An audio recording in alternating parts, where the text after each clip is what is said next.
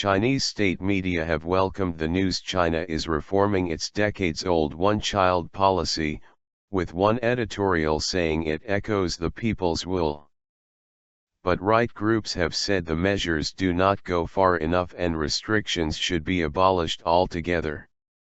On Thursday, the government said it was relaxing the rules to allow all couples to have 2 children. It said the decision was made because of its rapidly aging population and to help support the economy. In a statement posted on its website on Friday, China's National Health and Family Planning Commission said 90 million couples would be eligible for the new 2-child policy. But it did not say when the policy would be implemented. Currently, families who want a second child will still have to apply for approval, but officials would work towards replacing the approval system with a registration system, the commission said. The commission also said it would look into boosting medical care for pregnant women and mothers, as it expects more older women to conceive after the policy change. It noted that about 60% of women who can have a second child are currently above the age of 35.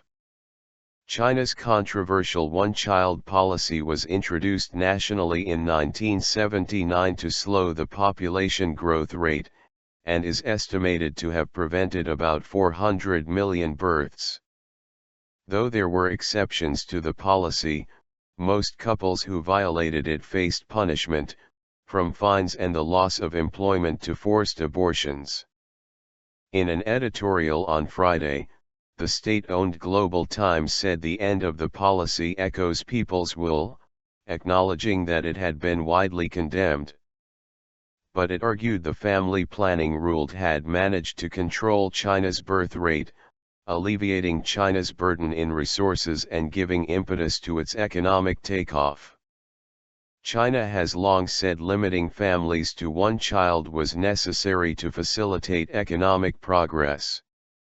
The official China Daily also had an editorial calling it a move by the authorities to fine-tune the family planning policy, amid the nation's changing demographics, which would lead to potential labor shortages in the future if not addressed. Some experts have said the change to allow 2 children will take some time to alleviate the problem of an aging population. Previous loosening of the rules have led to fewer extra births than expected, partly because of the cost of raising a child. Couples born in the 1970s may want to have a second child as they want to catch the last bus, but those born in the 1980s and 1990s have no urgent desire to give birth to a second child, Liu Zhihua, a sociologist with Peking University told the official China Daily.